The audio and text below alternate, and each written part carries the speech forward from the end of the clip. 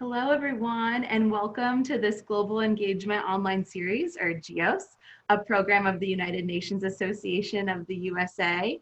My name is Anna Mahalik, and for the past 4 years, I've served as the Youth Engagement Manager at the UNA USA National Office. And I'm really delighted to be with you all as part of the celebration of International Youth Day. The theme of this year's Youth Day, as recognized by the UN, is Youth Engagement for Global Action. And it is our honor to discuss this important theme with our new Youth Observer to the UN, Dustin Liu.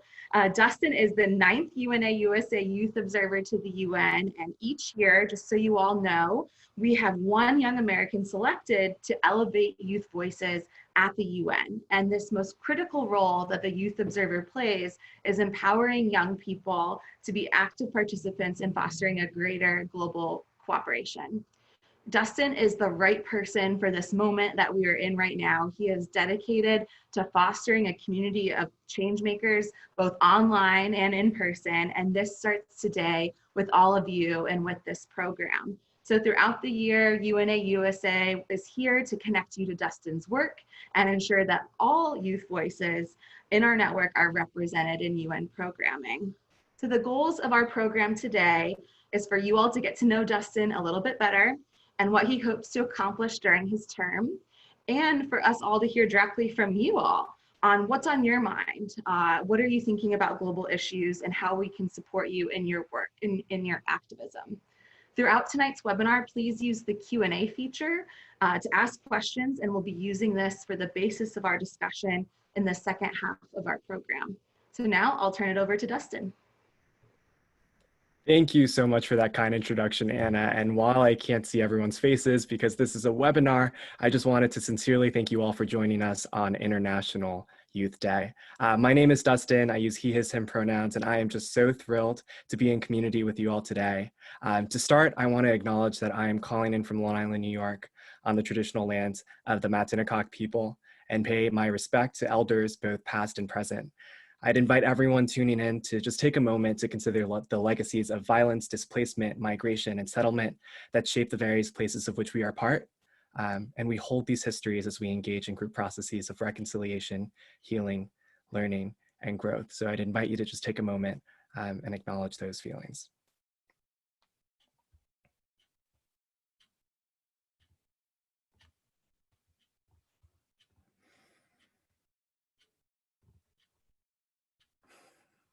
Thank you so much. To jump in, I really want to just start this session off by sharing a little bit about more of my human bio and how I developed my passion for global engagement. And the story really starts with my family. My mom and dad are Taiwanese immigrants who came to the US from Taiwan in the early 1990s in pursuit of their education. They settled in New York, and I was born a few years later in Flushing, Queens, New York. And for those of you not aware, Queens is one of the most ethnically diverse counties in the United States. And I had the opportunity to grow up in such a culturally rich immigrant community.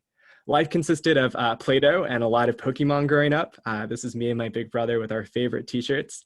And growing up, I had the opportunity to travel between home and my second home in Taiwan to visit my family abroad. With my family halfway around the world and growing up in an immigrant community, I cared about what was happening globally simply because of my proximity. Thinking globally was just a core part of my identity. A powerful moment for me was in the second grade, which came in the form of a question posed by my second grade teacher, Ms. Bittman. She asked the class, "What would you do if the answers to our world's toughest problems were in the mind of a child who didn't have access to education?" And I remember running home to my mom, absolutely flabbergasted by how unjust and how inequitable this reality was. And I remember feeling flattened and absolutely powerless. And it seemed almost impossible to tackle these large social issues, but I feel incredibly lucky to have a superhero of a mom to help me find my voice. My mom's involvement with the Tzu Chi Foundation was fundamental in developing my identity as a change maker. She showed me what social impact was, what ethical community engagement and what building capacity looked like before I even knew those words. I always liked to say I was her intern helping her support community-based organizations like our local Chinese Culture Academy, the Youth Orchestra, or volunteering to coach elders in our community on English language skills. And it was through those experiences that I fundamentally understood the power of individuals to make a difference. It was on that backdrop that I got very engaged in youth leadership opportunities. I had transformative learning moments as a student activist coordinator for Amnesty International and incredible learnings through the Hugh O'Brien Youth Leadership Program. I began to be heavily involved in student government, taking leadership positions in my community, and starting to think really critically and become inspired by the potential of people coming together to work towards social progress. I ended up pursuing these interests in college, where I studied the labor movement, specifically how capacity is built in communities and how environments and cultures can be curated for everyone to be at their maximum potential. And on campus, I had the opportunity to begin taking initiatives to bring students together from other colleges and universities to improve campus culture, to having the privilege of serving on my university's board of trustees, having the opportunities to build these capacities and these changemaker tools to make change.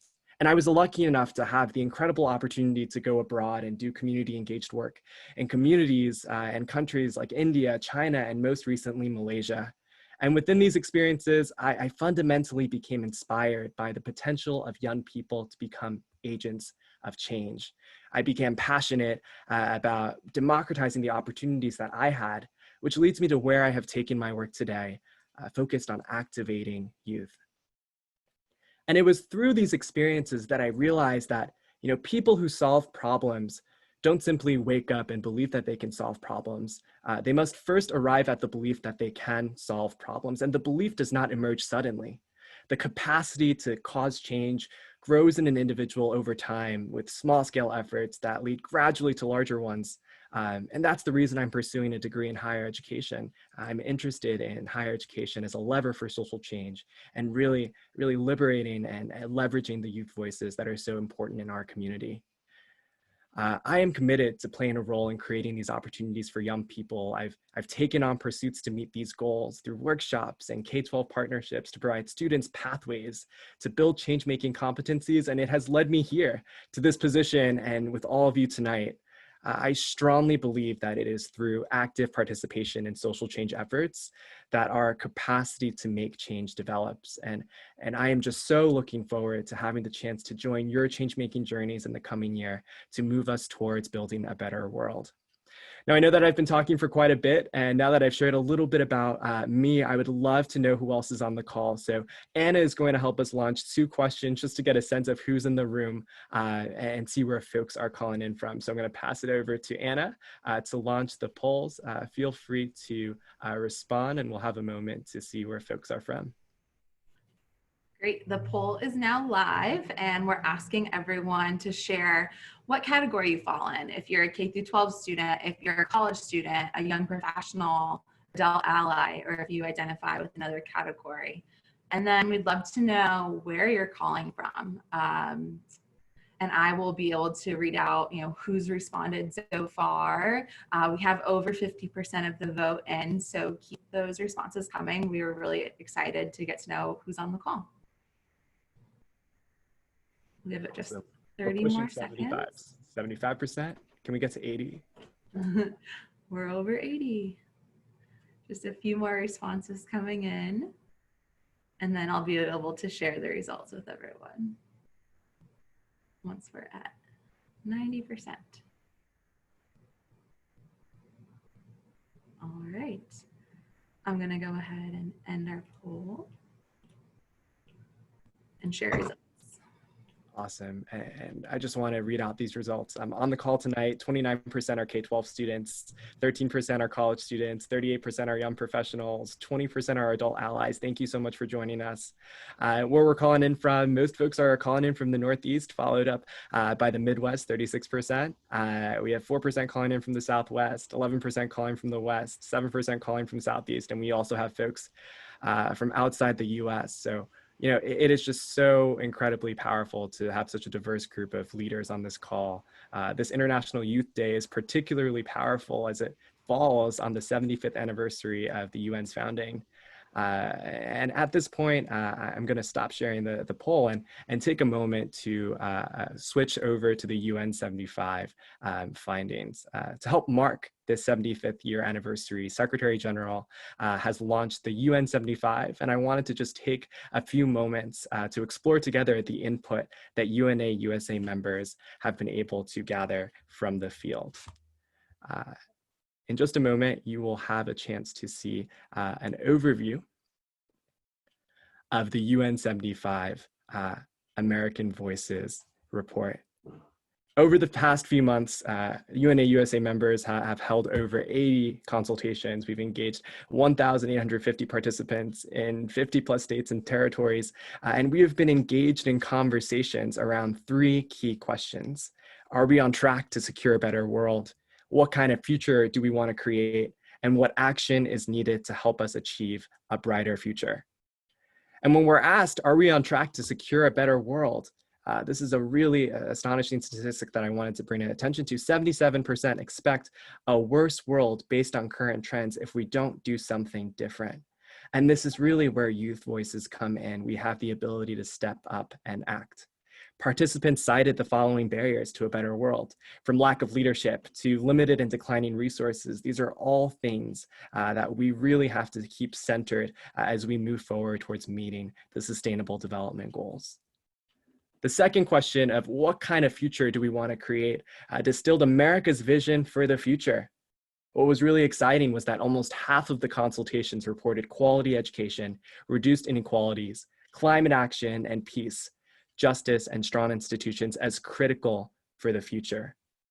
Constituents believe that driving progress on these 4 sustainability development goals will enable progress on other goals. And in just a little bit, Anna will launch another poll. We'd love to hear your thoughts on what priorities you have for the SDGs. And then the last question, what action is needed for a brighter future? The following stakeholders were those that were identified by consultation participants as having a role to play in shaping the future that we want. And I really want to highlight the role of individuals and organizations, those on the ground, education of oneself and others, sustainable lifestyle choices, and civic engagement as key for us to move towards a brighter future. We heard from young Americans, Americans of all ages through this process. Ruth from Alaska said that we need to invest in local community leadership with deep relationship building and Indigenous knowledge at the center. We heard from Morgan in Illinois, if systemic racism in policy and public health are not addressed and changed, we will not improve for all people. We heard from Carly in Ohio, the SDGs as a whole show a holistic view of how to reach our ideal future. And the increased mobilization and activism that we've seen in the US lately gives me lots of hope for this future. Now that you've heard a little bit about what we heard in our UN 75 report, I'd love to turn it back to Anna to launch some polls to get a sense of where you folks land in terms of the UN 75 consultations. Great, our next poll is now live, and we have 3 questions here, so it might take a little bit longer to get results in, but we want to be patient because we want to hear from all of you. The first question is about which sustainable development goal of the 4 identified through the UN 75 consultations that you are most passionate about. Our options here are quality education, reduced inequalities, climate action, and Goal 16, peace, justice, and strong institutions. Our second question is about international cooperation. Of course, the UN is all about international cooperation, but we're just wondering, how has this pandemic affected your view on cooperation between countries? If it's changed at all, if you favor less cooperation, or if you think we need more cooperation in light of the pandemic. And then the third question, we really want to find out from you all what actions you're most interested in learning more about as you work to support the work of the UN. We have several options here. Obviously, our UNA USA members take a variety of different opportunities to be involved. You're going to hear from a few of those members later on in the program about what they do to support the UN, but we know everyone has different skill sets and different interests, so I'm really excited to see the results of that question. We have, in terms of options, advocacy, writing op-eds, organizing a volunteer project, social media, and a few others. So you can check all that apply for that question. We have about almost 70% of the votes in. I'll give it a few more seconds because I know this one takes a little bit more time to reflect and answer.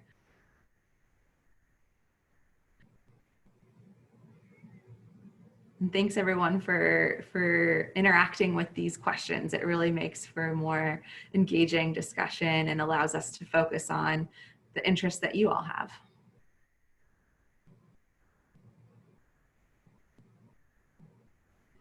So we have over 80% of the votes in. I'll go ahead and end our poll.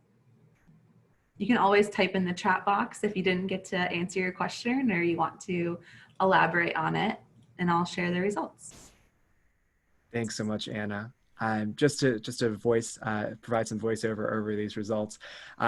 Based on the UN 75 consultation, it seems as though 32% of us think quality education is the SDG that you're most passionate about, followed by reduced inequalities at 33%, climate action at 21%, and goal 16, peace and justice strong institutions at 14%. For number two, really helpful to hear your thoughts. Has COVID-19 changed your views on cooperation between countries? 76% of us say yes. We now favor more cooperation, and I have to agree, this is an opportunity for us to build better. And this last question, what actions would you be willing to take to support the work of the UN? It is just incredibly helpful to hear the amount of energy and commitment in which you folks would be willing to support the work of the UN.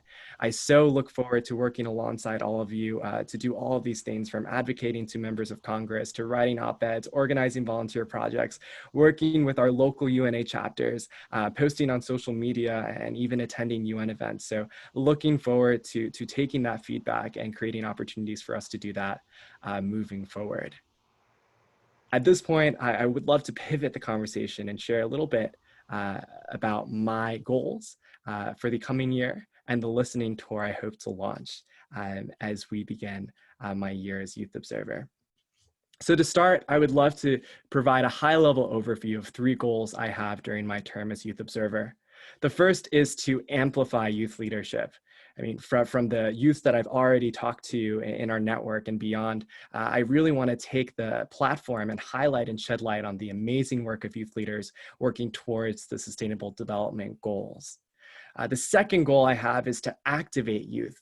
How can we take this moment, reach out and mobilize youth networks through curated programming aimed at sparking action towards the SDGs and interest in global issues? I look forward to reaching out to networks that may not be traditionally familiar with the SDGs and find alignment with youth leaders who are already working on these really challenging issues on the ground. A last goal that I have is to provide a window to the United Nations and to humanize the institution. I'm looking forward to using my platform to pull back the curtain of the United Nations through behind the scenes looks at conversations, events, and meetings I attend through my role. A key component of taking and putting these goals into practice will be connecting directly with members of our youth community. And as part of that, I am excited to launch the Youth Observer Listening Tour. The Youth Observer Listening Tour will be a coordinated effort taken in the first 30 days of my term to host group conversations focused on understanding youth engagement with the United Nations. And you might be asking, what will this look like? Well, the purpose of the listening tour is to better understand existing relationships to the United Nations and better understand youth engagement strategies that would fulfill the goal of activating the capacity of young people to tackle difficult social issues. We are so excited to hear how folks are engaged with the SDGs on the ground and ways in which we can support your leadership and work. The way it will work is that we are really going to reach far and wide within our own personal networks to think about ways in which we can host group conversations across the country in all 50 plus states and territories to create a cohesive youth engagement strategy that will be used for programming and events for the coming year. And the way in which we can do this is with your help. If you are interested in getting involved to participate in these small group discussions as either a participant or a convener, meaning that you would be helping us reach out to your own networks and convening these focus groups, we invite you to share your interest using the form below. This is a bit.ly link, bit.ly/LT, capital LT outreach, and that will provide us with your information, and we will follow up shortly to either get you connected with a focus group if you're hoping to be a participant, or get you the resources that you need to serve as a convener. So feel free to reach out if you have any questions. And if it's possible, I'd love to throw this link into the chat box. And I look forward to partnering with many of you during the first 30 days of my term. At this point, I am going to hand it back to Anna, who I believe will be leading a Q&A portion of our program. Awesome. So as we mentioned, today is International Youth Day, and we know that we're always stronger together and that we're stronger as a movement. So with that said, we have a few guests that are going to help us kick off our discussion.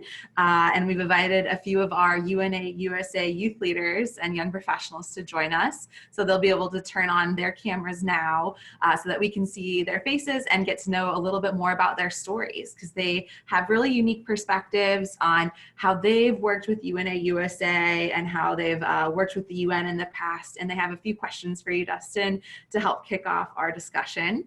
So to start us off, I'm going to send it over to Himija from our UNA USA National Council to talk a little bit more about her work, her journey with UNA USA, and kick off our discussion.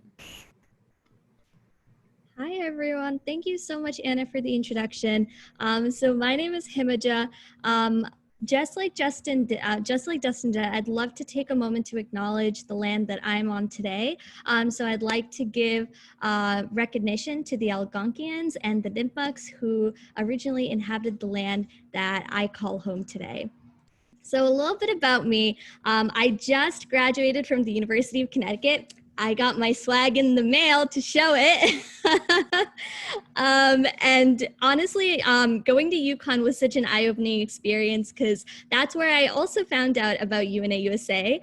So I started off as the president and founder of my chapter at UConn. And afterwards decided to join National Council to kind of get the national perspective of UNA programming. So I am on my second term on the council now, and my biggest involvements are with UNA Women.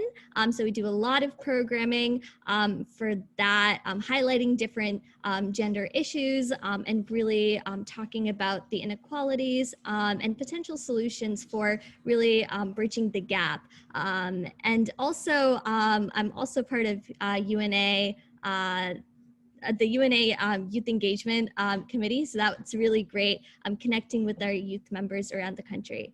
And so, yeah, that's kind of a little bit about me, my UNA background. And another thing I'd like to highlight is I'm also a really big, I'm really big on advocating for the environment. So I recently created an environmental justice toolkit, which was featured in UNA. So check it out if you're interested. Shameless plug, I'm very sorry, but honestly, I figured. So my question for you is really related to the number one thing that youth can do with their voices, and that is to vote. So we're coming into a 2020 election cycle. You know, voting is super important. So Dustin, I wanted to ask you if you could speak a little bit about the importance of voting and how we can encourage others in our lives and communities to vote, especially those from minority groups who are significantly underrepresented in local, state, and federal government.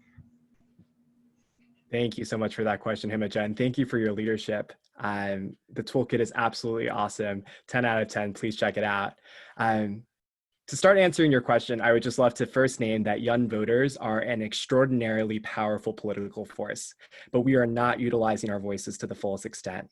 If you look at the data, in 2016, only 19% of folks aged 18 to 29 cast their vote, and voting is an incredible opportunity to have our voices heard. When thinking about the systems change that needs to happen to be realized to achieve the Sustainable Development Goals, the need to have elected officials who will advocate for policies that center equity, climate change, and issues that have a direct impact on young people is crucial. Your question on how we can encourage others in our lives to vote and be civically engaged, especially those who are underrepresented, is a timely and important question. And I would challenge folks to recognize their own locus of influence and encourage those in your networks to vote through making voting personal. Make sure that those around you are registered to vote. Take them to the polls. I like to say, march your friends to the polls. And I would just say two things on getting folks civically engaged. The first is that folks are engaged when voting becomes personal. Make sure that those around you understand that voting impacts policy that impacts them personally. From healthcare to climate change to quality education, we are truly voting for the world we hope to see. And going off of that, invite them to vote like our world depends on it, because specifically with issues such as climate change, we need to have our voices heard to ensure that policies are in place for us to meet the SDGs. Thank you so much for that really timely question. Thank you. Awesome. And next, I'm going to turn it over to Gabriella, who I hope can talk a little bit more about her experience with UNA and give us our next question. Hi, Anna. Thank you so much, and Dustin as well, for being with us this evening. It's a pleasure to be here on Zoom with all of you. It truly means a lot to us that you're all tuning in from different parts of the country, different parts of the world, and that because of everything precisely, I would rather say that instead of in spite of, you're still showing your commitment to global advocacy and the United Nations. A little bit about me is that I'm wrapping up my master's studies at the Graduate Institute of International and Development Studies in Geneva, Switzerland. I'm currently writing my thesis project on the impact of avocado harvesting in the southwest of the Dominican Republic, which is where I was raised. Now, one of the reasons why I decided to be involved in UNA is that as the daughter of migrants, I learned that enacting positive change cannot happen in isolation. We need to build bridges and connections with those in our immediate networks, but also with the communities that we form a part of. My involvement began as a 12-year-old representing Barbados in the Economic and Social Council at one of the biggest Model United Nations conferences in the Dominican Republic. And it continued when I became a volunteer of the UNA in the Dominican Republic, and when I founded the UNA Association at Seton Hall University, where I graduated from in 2017, and that I presided until I graduated. Now, as a former UNA USA campus leader at Seton Hall, I can imagine that planning for fall activities for a remote semester is a challenge that many campuses will face. It's something we're all going through as we cope with this very difficult pandemic. And my question for you, Dustin, is how do we make a difference and stay engaged and connected, even if we're not able to be physically together? How have you done that through the past 5 months, and how do you hope to do that during your term? Thank you so much for that question, Gabriella. And I'm so excited to learn more about your research. 2020 is a unique year. I just want to name that a health crisis has taken hundreds of thousands of lives. Economic and social impacts based on the context of which we are living are so real, and we are living through unprecedented times. But I've been so inspired by the work of young people who have continued to display resilience, hope, and courage. I think about young people using social media to spread accurate information and translating resources to different languages. I think about young social entrepreneurs who are working collaboratively to create innovative solutions for our challenging context. I think about young activists pushing forward a fight against racial injustice in our country. I think about young people continuing to push forward towards the SDGs. To answer your question more directly, I am hoping to reimagine what youth engagement looks like in the coming year. In the past 5 months, I have been lucky to experience a host of virtual communities. Some folks on this call right now have been a part of them, and I've been inspired to imagine what we can build. What I hope to do during my term is foster connections to build a community of change makers. I think the virtual space in some ways democratizes access. Everyone can have a front row seat. We have the opportunity to plan programs across oceans, across state lines. I think what's important and something I am centering in my programming goals is the opportunity to allow for youth leaders to foster authentic connections. Because in a moment of social isolation, I think what we are all craving is connection and play. And I am so looking to hearing from all of you during the listening tour around this topic of youth engagement in this really unique moment. But if you do have any questions, suggestions or questions, please feel free to reach out. Gabriella, thank you so much for that question. Thank you.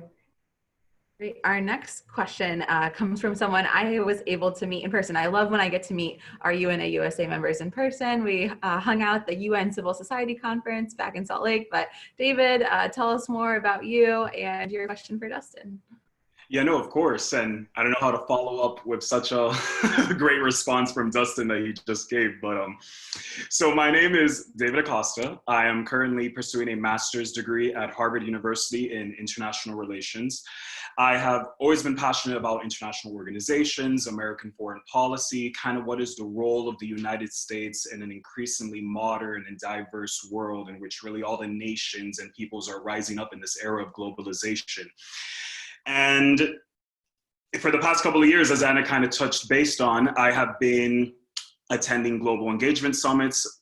For if you're ever in the need for a kind of a boost in humanity, if you've ever like lost hope, just go to a global engagement summit and all hope will be restored once again, because the people who go there are incredible and everyone is passionate about the United Nations. Everyone is passionate about the sustainable development goals.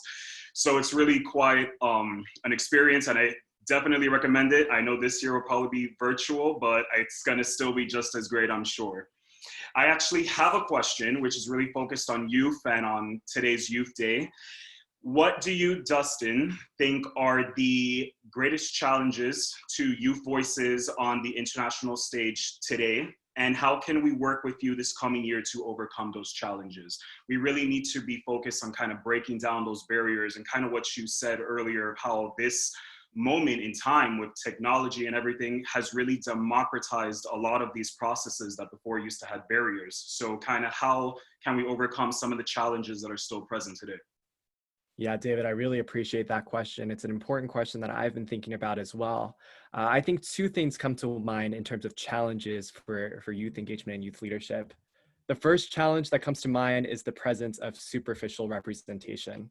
I think too often I've seen youth voices as an afterthought, or youths given positions that need neither provide shared power nor decision-making authority. I call on our adult allies to think critically on how we can involve youth voices across all levels, local to global. And how can we change that in this coming year? I think having intergenerational dialogue on the importance of centering all voices, particularly youth voices, something I hope to work with you all on in this coming year. The second challenge is pushing against apathy and activating youth that have not been traditionally engaged in this work. We are louder and stronger together. A challenge that I've come across in youths that I've been working with is that they are not always given the tools or opportunities to build the capacity to make change. We need all youths to believe that they deserve and need a seat at the table in order for us to meet the SDGs. We really need the commitment of a generation. This year, I hope to feature young people across the US to ensure that we are all sharing our models of change, our learnings, and have the tools we need to act. I call on our UNA USA members to bring in those in your network to help others find their voice and position in the social change ecosystem. And David, I think this is a continuing question that we'll all come back to you about as I move forward in my term, but it's a question that I'm hoping folks can move forward with answers as well. Yeah, no, of course. And I look forward to working with you in any capacity that I can in the year to come. So exciting times ahead. Thank you so much. Great. We have one more guest with us that I'd like to introduce, but just as a quick reminder, there's almost 100 people on this call, which is so exciting. We want to hear from more of you, what your questions are for Dustin. I have a few already, but please keep inserting those in the Q&A box. We'll have plenty of time to get to those. But before we do, I want to turn it over to Shayna, who's one of our UNA members from the DC area, the National Capital Area chapter, to kick us off with her question. Thank you so much, Anna, and congratulations, Dustin. I'm really looking forward to the year ahead, one that I hope is marked by really fantastic collaboration. As Anna mentioned, I have the privilege of serving the National Capital Area as the Managing Director of Advocacy and Policy Strategy at UNA-NCA, where I have the opportunity to work to support the advancement of the Sustainable Development Goals at a local level. This is something that's really personal to me. I think maybe this is kind of a shared commonality. I'm the daughter of asylum seekers, and when your personal history is so rooted in violence and suffering, but also privilege, it leaves you with a lot of questions. And so I can see a very clear trajectory in my own history, in academic development, volunteer work, what have you, that seeks those answers, that seeks community and collaboration, with a specific focus for me on immigration through my work. That's actually how I became familiar with UNA-USA's work back in undergrad. I wasn't involved in a chapter, but was organizing on behalf of refugee and migrant rights, and was put in touch with Anna. And I think the rest is kind of history, all through undergrad, and then my master's in international relations. Now, that said, as we've brought up multiple times, this is a very important year, also in part because we kick off the decade of action to achieve the SDGs. It's more vital than ever that we spread awareness of what the SDGs are here in the United States, so we can encourage action, widespread collaboration in order to see actual progress. Dustin, in what ways do you think youth leadership is going to really be pivotal in making an impact for the SDGs? Thanks so much for that question, Shayna, and for sharing a little bit about your personal story. I'll start by saying that I believe youth leadership is key to meeting the SDGs. I think youth leaders bring an energy and perspective that is critical to lift up in this moment, and it's something that's hard to describe. I'll share a story of a workshop that I led with a second grade class. One of the students shared that their wish for the world was for everyone to get along and for everyone to be kind. And I asked her, how are we going to work towards that goal? And she literally looked at me like I had 8 heads and responded, I'm going to make sure everyone I meet is kind.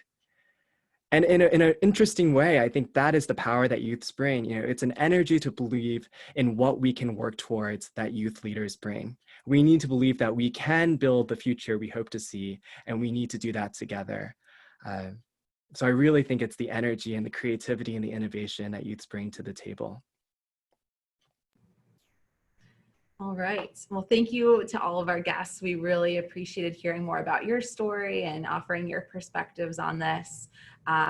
Keep weighing in the chat box. We want to know your thoughts on some of these questions too, but specifically for Dustin, we had a few questions come in. The first one I want to start off with is from Alicia, and she asked about how you decided on higher education as being the way that you wanted to connect with young people. And this is a passion we both share. We have similar master's degrees, wanting to work in higher ed and just experiences we've had in higher ed. So can you talk more about what along the way led you to higher ed being specifically the path you wanted to pursue? Yeah, and a really big question that I think about a lot as well. Higher education to me, I think, is rooted in my own experience of identity exploration and civic engagement during my higher education experience. I think post-secondary education is a really beautiful opportunity to explore one's deepest interests, to explore questions, and to create knowledge and really contextualize oneself in the history of the world. When I think about K-12, oftentimes there are standards, literacy, numeracy, but the opportunity to explore one's questions and explore oneself and contextualize oneself and all of the rich resources that are available is just a really powerful moment. I'll share that I think developmentally, it's a critical place where we really question our values. It's an opportunity for some to really reevaluate where they want to go with their careers. It's an opportunity for folks to perhaps be away from home, be away from a community that they've called home for years. It just is such a critical point where I feel as though we really need to double click and ensure that the conditions are there, that higher education becomes a tool to create change makers that the world so desperately needs. And that's really where my interest in higher education lies. Great. Staying on that thread of education, we had a few questions come in the Q&A box about just educational inequality in general. This is something that UNA USA has been focusing more on through the launch of our educator affinity group. We'll have a GEO session coming up at the starting of the school year, talking about how UN agencies are specifically supporting education access for children around the world. But of course, this is going to be something that is just on the tops of everyone's minds. And Dustin, especially given your focus on education, Abdullah asked about, how can we address education inequality, especially when this pandemic is highlighting lack of access to resources, lack of access to internet. What are some ways that maybe we as advocates can support education in our community, or maybe what are some ideas you have to make sure that we're still reaching those young people that may not have a stable internet connection, for example? Yeah, Anna, what an important question. And I think it comes back to having youth center these issues. I think so often those at the margins are ignored, and what we really need to do is bring them to the surface. We need to ensure that students with disabilities have the accessible resources they need to succeed. We need to ensure that we have equitable educational opportunities, and I think it can come through so many forms. When I think about the social change ecosystem, I think about how the SDG for quality education can be achieved in so many different pathways. It could be through an NGO, it could be through direct service, it could be through research, it could be through community engaged scholarship.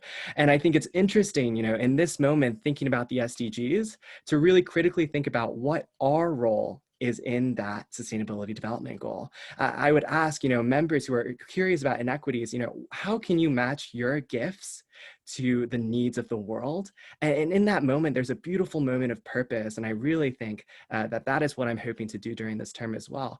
Regardless of the issue, really having folks think critically about what they can bring and how they can advocate for a specific interest area and create a pathway forward to help achieve the SDGs.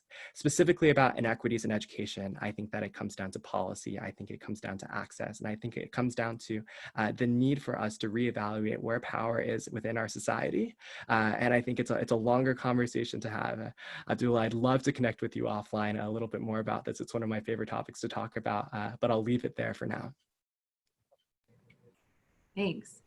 I've seen a few questions coming in kind of asking about the logistical aspect of serving as youth observer. A few people were asking about how old you have to be. And I think they're also trying to get at, how did you become the youth observer? What led you to this path? What was the application like for you, Dustin? So just to answer straight off everyone's questions, our youth observers typically between the ages of 18 to 25. I know there's a lot of interest from both younger and older students in this type of role. For those younger students, there's still going to be opportunities to apply in the future. And maybe, Dustin, you can also give some thought to, how do we engage those who maybe aren't 18 yet, can't necessarily get on a plane and travel to one of our summits next year on their own, but still could be involved in other ways. So I guess two-parter, how did you become the youth observer? What was that like? And then how can we engage students who aren't quite old enough yet to apply, but still want to be involved? Yeah, I really appreciate that question. To share with you all, I actually applied 2 years ago after having the chance to meet Danya Nasir, who was the 2015-2016 Youth Observer at a public policy conference. And it was just so inspiring to hear how she was stepping up and really elevating American voices on the international stage. I had applied, did not get selected, but it was such a valuable experience to learn more about the UNA USA experience and the chapters and just the resources that it has. 2 years later, fast forward 2 years later, I really doubled down on my commitment to global education, started to think really critically about my role in helping activate a next generation of change makers, and I decided to reapply. The application process is pretty smooth. I'm sure Anna can give a little bit more of a logistical overview, but you submit an application, there are several rounds. They do a great job of making it very streamlined. You make a video sharing a little bit about your passions, and then you have an opportunity to meet the UNA USA staff to talk about what you are passionate about. The process was approximately a month. It was just a really wonderful opportunity to learn more and a wonderful reflection point on how, how I created or how I developed my global citizenship perspective. Your point on, what if those are what if for those who are too young to serve in the youth observer position or engage in these programs? I feel as though I share the youth observer title with thousands and thousands of American youth. I think that I am not the only youth observer. If I'm the only youth observer, we are never going to meet the SDGs. I really believe that Himija, Shayna, Gabriella, and David are also youth observers in their own right, and I invite no matter how old, no matter what creed, no matter where you are calling in from, you have a voice and you play a role in our commitment to meet the SDGs and moving forward social progress. So I'll leave it there, just that you were never too young to lead and you were never too old to follow, quoting Kofi Annan, past Secretary General. Passing it back to you, Anna, for the next question. Great. We have a few more here. And then to our guests today, a couple of questions have come in for you all too. So I'm going to turn it over to you towards the end just to give any final thoughts or how all of our participants today can stay in touch with all of you along with Dustin. But Dustin, one question that came in for you specifically, I think that you'll like this one. What is your definition of a change maker? And I'll add on to that of just like, what is your theory of change making? Like, how does one make change and how do you measure that? Anna, very existential question for me that I think a lot about. But for me, a change maker is one that recognizes the reality we are in, sees where we can be, and stands in that gap and works towards mending that gap. A change maker is one who is utilizing their strengths and their skills and their networks towards imagining and reimagining a better world.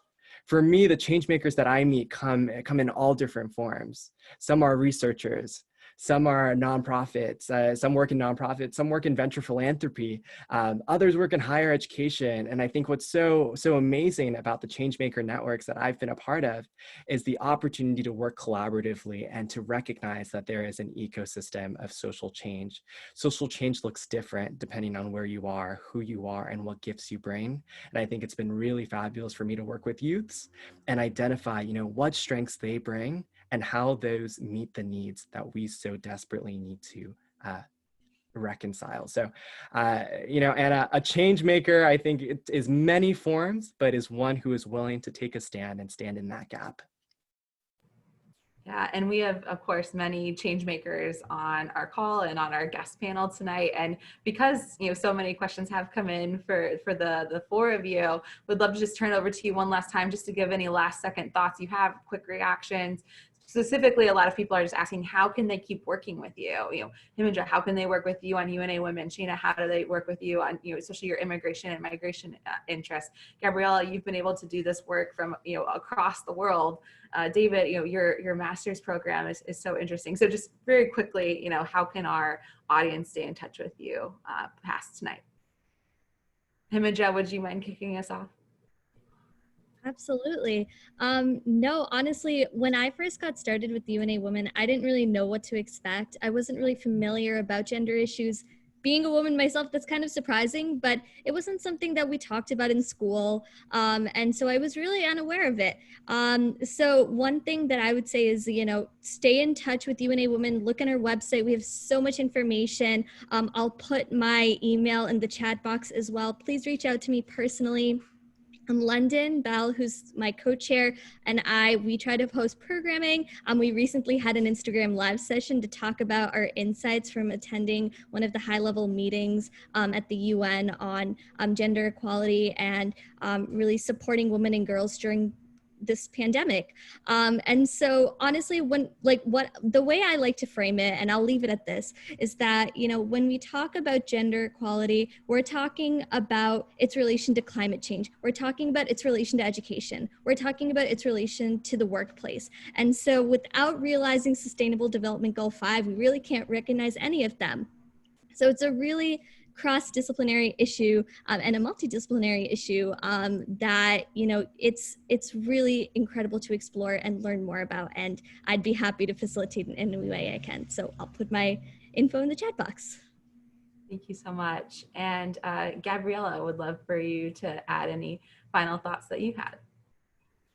Hi, everyone. Well, my biggest suggestion after all of this and after the wonderful input this evening is to not be afraid to take small steps. We usually think that enacting change is all about the big final results that we will need to see. But as Dustin mentioned earlier, every journey has to start small and it has to start somewhere. For example, in my university, in my current university, there wasn't a formalized writing center. And that was a problem because we have students from over 100 different countries, some who attended the North American school system, which was very similar to our university, but others that had never had to write essays until they got to the master's program. And that is a huge disadvantage for students who arrive in this newly educational system and wondering, all right, what can I do? How am I going to be graded? How am I going to be judged? So I came up with a proposal to help push this forward and create a writing center for students. And I'm happy to say that it's been approved and it's going to start a pilot program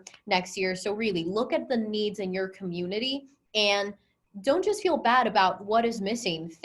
Get creative. Think about what you can bring to the table, come up with a proposal and discuss it with people who can help push these initiatives forward and make them possible. I will also include my email address in the chat box. I would be happy to talk about this and about some of my previous professional experiences, as I've had the pleasure of working in the United Nations system in different capacities. So I would be happy to help elevate youth voices in any way that I can. Thank you everyone for being here this evening. Thank you.